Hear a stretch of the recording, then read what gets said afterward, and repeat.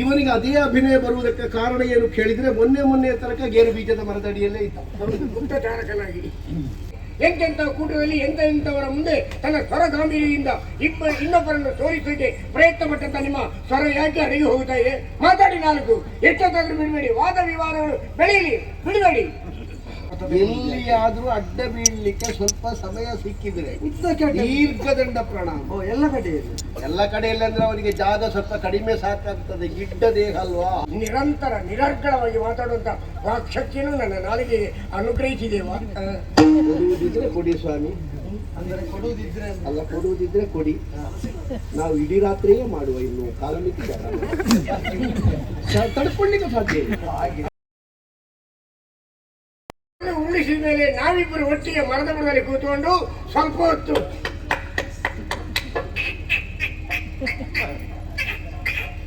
ನನಗೆ ಅರ್ಥ ಆಗಲಿಲ್ಲ. ಸಾಧಾರಣ ಅಭಿನಯದಲ್ಲಿ ಯಾರಿಗಾದ್ರೂ ಬೇರೆ ಅರ್ಥ ಆದೀತು ಬಿಟ್ಟರೆ ಸರಿಯಾದ ಅರ್ಥ ಆಗ್ಲಿಕ್ಕೆ. ಇವನಿಗೆ ಅದೇ ಅಭಿನಯ ಬರುವುದಕ್ಕೆ ಕಾರಣ ಏನು ಕೇಳಿದ್ರೆ ಮೊನ್ನೆ ತನಕ ಗೇರು ಬೀಜದ ಮರದಡಿಯಲ್ಲೇ ಇದ್ದ. ಗುಪ್ತಚಾರಕನಾಗಿ ವಿಷಯ ಇಷ್ಟೇ. ಹಕ್ಕಿ ಕೆಳಗೆ ಬಿತ್ತು ಅಂತ ಅದರ ಪುಕ್ಕವನ್ನೆಲ್ಲ ಕಿತ್ತು ಚೆನ್ನಾಗಿ ಬೀಸಣಿಗೆ ಹಾಗೆ ಹೆಣೆದು ನಾವು ಅದರಲ್ಲಿ ಗಾಳಿ ಬೀಸಿಕೊಳ್ಳುತ್ತೇವೆ, ಅದರ ಸತ್ಪರಣಾರ್ಥವಾಗಿ ಅಂತ.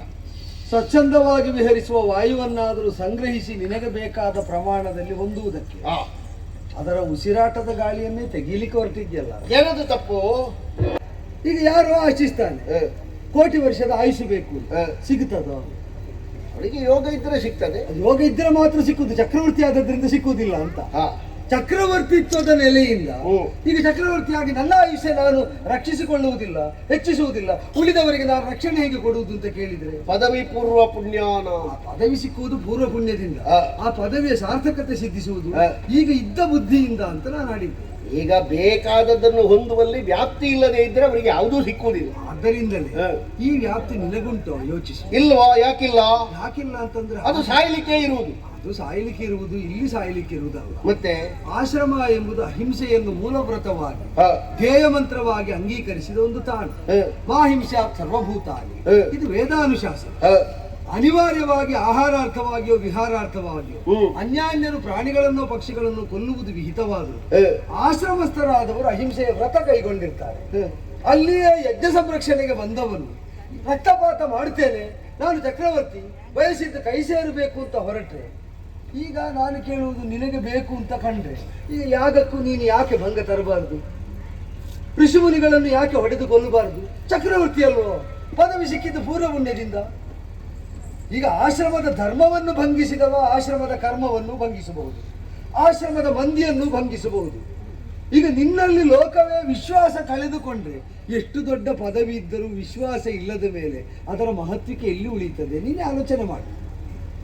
ಹಾಗಾದ್ರೆ ನಾವು ಇದ್ದ ನೆಲೆಯಲ್ಲಿ ಗೌರವ ವರ್ಧಿಸಿಕೊಳ್ಳುವುದು ಹೇಗೆ? ಆ ನೆಲೆಯಲ್ಲಿ ನಮ್ಮ ಮೇಲೆ ಯಾರ್ಯಾರು ವಿಶ್ವಾಸ ಇಟ್ಟಿದ್ದಾರೋ ಅದಕ್ಕೆ ಪೂರಕರಾಗಿ ಒದಗುವುದರ ಮೂಲಕ. ಋಷಿಮುನಿಗಳ ಆಶ್ರಮ ಸಂರಕ್ಷಕ, ಧರ್ಮ ಸಂರಕ್ಷಕ ಅಂತ ಬರಮಾಡಿಕೊಂಡಿದ್ದಾರೆ. ಆಗ ವ್ಯಕ್ತಿಗತವಾಗಿ ನನ್ನ ಹಿರಿಮೆಯನ್ನು ಮೆರೆಸುವುದಕ್ಕೆ ಅಂತ ಆಯುಧ ತೆಗೆದು ಹೊಡೆಯಬಾರದ ಹೊಡೆದು ಇನ್ನು ಆಶ್ರಮದ ಬಳಿಯಲ್ಲಿ ತಾವಾಗಿ ಚಕ್ರವರ್ತಿಯನ್ನೇ ಕರೆಯದ ಸ್ಥಿತಿಯನ್ನು ತಂದುಕೊಂಡ್ರೆ ಅದಲ್ಲೂ ಕಳಂಕ. ಜಗದಲ್ಲಿ ಸುಂದರವಾದದ್ದು ನೋಡಿ ನಲಿಯುವುದಕ್ಕೆ, ಅದನ್ನು ಪಡೆದು ಕೆಡಿಸುವಂತಹ ಬಗೆ. ಹಾಗಾದ್ರೆ ಪ್ರಪಂಚದಲ್ಲಿ ಇಷ್ಟು ಸೌಂದರ್ಯವನ್ನೆಲ್ಲ ಇರಿಸಿದ್ಯಾಕೆ? ಸೌಂದರ್ಯ ಇದ್ದ ಮೇಲೆ ಸಿಗಬೇಕು ಅಂದರೆ ಕೆಲವು ಇದ್ದಲ್ಲೇ ಇದ್ದರೆ ಚಂದ, ಕೆಲವು ಕೈಗೆ ಬಂದರೆ ಚಂದ. ಯಾವುದು ಕೈಗೆ ಬರಬೇಕಾದ್ದು, ಯಾವುದು ಇರಬೇಕಾದದ್ದು ಯೋಚಿಸಿ ಹೊಡೆದ್ರೆ ಒಳ್ಳೆಯದು ಅಂತ ತಡೆದೆ. ನನ್ನಲ್ಲಿ ನಿನ್ನನ್ನು ತಡೆಯುವ ಬಲ ಉಂಟು ಅಂತಲ್ಲ. ಇಷ್ಟು ಕೇಳಿದ ಮೇಲೂ ಆಯುಧ ನನ್ನದು, ಹೊಡೆಯುವ ನಾನು ಚಕ್ರವರ್ತಿ ಅಂತ ಹೇಳಿದರೆ ನಿನ್ನ ಇಷ್ಟ, ನನಗೇನು ಮಾಡುವುದಕ್ಕ? ಇದೇನು ಪ್ರಭು ಅವರ ಮಾತನ್ನು ಕೇಳುತ್ತಾ ನೆಲನೋಟಕರಾಗಿದ್ದೀರಿ. ಎಂತೆಂಥ ಕೂಟದಲ್ಲಿ ಎಂತೆಂಥವರ ಮುಂದೆ ತನ್ನ ಸ್ವರ ಗಾಂಭೀರ್ಯದಿಂದ ಇನ್ನೊಬ್ಬರನ್ನು ಸೋಲಿಸಲಿಕ್ಕೆ ಪ್ರಯತ್ನ ಪಟ್ಟಂತ ನಿಮ್ಮ ಸ್ವರ ಯಾಕೆ ಅಡಗಿ ಹೋಗ್ತಾ ಇದೆ? ಮಾತಾಡಿ ನಾಲ್ಕು, ಎಷ್ಟೊತ್ತಾದ್ರೂ ಬಿಡಬೇಡಿ, ವಾದ ವಿವಾದಗಳು ಬೆಳೆಯಲಿ, ಬಿಡಬೇಡಿ. ಹೇಳಿದ ತಡೆಯುವುದಕ್ಕೆ ನನ್ನಲ್ಲಿ ತ್ರಾಣ ಉಂಟು ಅಂತಲ್ಲ, ಒಂದು ಪ್ರಾಣ ಉಳಿಸುವುದಕ್ಕಾಗಿ ಮಾತಾಡಿದೆ ಅಂತ. ಹೌದು, ಯಾರು ಕರ್ಣಿಕನಿರ್ತಾನೋ ಅವನ ಲೇಖನಿಗೆ ಬಲ ಇರ್ತದೆ. ಸಾವಿರ ಮಂದಿಗಳಲ್ಲಿ ಒಬ್ಬ ವಾಗ್ಮಿ ಅಂತಾಗುವುದು, ಅವನ ನಾಲಿಗೆಗೆ ಬಲ ಇರ್ತದೆ. ಅಂತವರಿಗೆ ನಾವು ತಾಗಿದ್ರೆ ನಮ್ಮ ಚರಿತ್ರೆ ಹಾಳಾಗುವುದು. ತಾಗುವ ಹಾಗೆ ತಾಗಬೇಕು, ಹ. ತಾಗುವ ಸಂದರ್ಭದಲ್ಲಿ ತಾಗಬೇಕು, ತಾಗುವ ಸನ್ನಿವೇಶದಲ್ಲಿ ತಾಗಬೇಕು. ನಮಗೆ ಅಪವಾದ ಬರಬಾರ್ದು, ಅವರ ಲೇಖನವೂ ಮುರಿಬಾರ್ದು.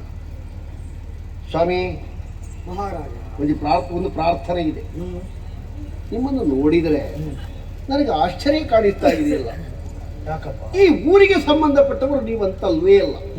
ಯಾಕೆ ಕೇಳಿದರೆ, ಇಟ್ಟು ಸುಲಲಿತವಾಗಿ ಕೇಳುಗನ ಮನಸ್ಸನ್ನು ಪರಿವರ್ತನೆ ಮಾಡತಕ್ಕಂತಹ ಒಂದು ವಿಚಾರದ ವಾದ ಸರಣಿ ಉಂಟಲ್ಲ, ಅದು ನಮ್ಮವರಿಗೆ ಸಿದ್ಧಿಸುವುದು ಬಹಳ ಕಡಿಮೆ. ಆದದ್ದರಿಂದ ಕೇಳ್ತೇನೆ, ಹೊಸ ಮುಖ, ಹೊಸ ಪರಿಚಯ, ತಾವು ಯಾರು ಅಂತ ತಿಳಿಯುವುದಕ್ಕಿಂತ ಮೊದಲು ನಾನು ಯಾರು ಅಂತ ಹೇಳಿಬಿಡ್ತೇನೆ. ಪ್ರತಿಷ್ಠಾನದ ದೊರೆ, ನಹುಷ ಭೂಪತಿಯ ಎರಡನೆಯ ಮಗ, ಯಯಾತಿ ಅಂತ ನನ್ನ ಹೆಸರು. ನೀನು ಬರುವ ಮೊದಲೇ ನಿನ್ನ ಬಗ್ಗೆ ಕೇಳಿದ್ದೆ. ಆ, ನಹುಷ ಭೂಪತಿಯನ್ನು ಸ್ವರ್ಗದಲ್ಲೇ ಕಂಡಿದ್ದೆ. ಅ, ನಾ ಸ್ವರ್ಗದಿಂದಲೇ ಇಳಿದು ಬಂದವ. ಅ, ಅಂಗಿರಸ ಮಹರ್ಷಿಗಳು ನನ್ನ ಅಜ್ಜ, ಹ್ಮ್, ಬೃಹಸ್ಪತಿ ನನ್ನ ತಂದೆ, ಅ, ಶುಕ್ರ ಶಿಷ್ಯನಾದ ನನ್ನ ಹೆಸರು ಹ್ಮ್. ಕಚಾ. ದೇವಾ, ದೇವಾ, ದೇವಾ, ದೇವಾ, ದೇವಾ. ಗೊತ್ತಿಲ್ಲದೆ ಏನಾದ್ರೂ ಮಧ್ಯದಲ್ಲಿ ಮಾತಾಡಿದೆ. ನಾನು ಮಾತಾಡಿದಲ್ಲಿ ಏನಾದ್ರೂ ವ್ಯತ್ಯಾಸ ಆಗದಿದ್ರೆ ದಯವಿಟ್ಟು ನನ್ನನ್ನು ಕ್ಷಮಿಸಬೇಕು. ನೀನು ಹೇಳಿದ್ದು ನಿನಗೇನು ಅಂತ ಅರ್ಥ ಆಯ್ತಾ?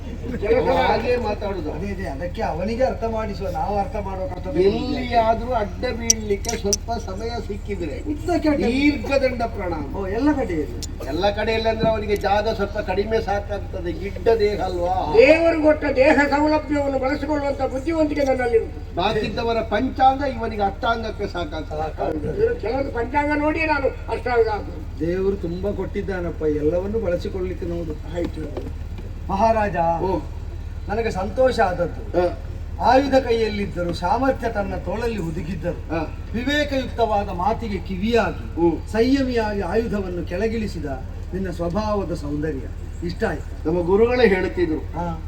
ಒಬ್ಬ ಮಾತುಗಾರ ಅಂತಾಗಬೇಕು ಅಂತಾದ್ರೆ ಕೇಳುವ ತಾಳ್ಮೆ ಬೇಕು. ಯಾವನಿಗೆ ಕೇಳುವ ತಾಳ್ಮೆ ಸಿದ್ಧಿಯಾಗ್ತದೋ ಅಂತವನು ಮಾತುಗಾರ ಅಂತಾಗ್ತಾರಂತೆ. ಆಗಿದ್ದೇನೋ ಇಲ್ವೋ ಅಂತಲ್ಲ. ಆಗಲಿ. ನಿಮ್ಮಲ್ಲಿ ಒಂದು ಪ್ರಾರ್ಥನೆ ಇದೆ. ಏನಪ್ಪ?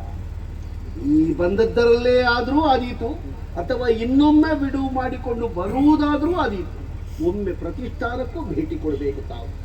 ಒಂದು ಅಸಹಜವಾದ ಸನ್ನಿವೇಶದಲ್ಲಿ ನಾವು ಮಾತಾಡಿದಾಗ ಆಯ್ತು. ಹಾ. ಸಹಜವಾಗಿ ಅರಮನೆಗೆ ಮಾತಾಡುವುದಕ್ಕಾಗಿ ಬರ್ತೇನೆ, ಸರಿ ಸಂದರ್ಭ ಮಾಡಿಕೊಂಡು ಬರ್ತೇನೆ. ಈಗ ಯಾಗಕ್ಕೆ ಏನಪ್ಪ ದಯವಿಟ್ಟು ನನ್ನೊಂದು ಕೋರಿಕೆಯನ್ನು ತಾವು ಈಡೇರಿಸಬೇಕು. ಕೋರಿಕೆ? ಹೌದು, ಹಾ, ಏನು? ನೀವು ಬರುವುದು ತಡಾಚಿಗೆ ಮುಗ್ಧ ಪಕ್ಷಿಯ ಪ್ರಾಣ ಹಾರಿ ಹೋಗ್ತಿತ್ತು.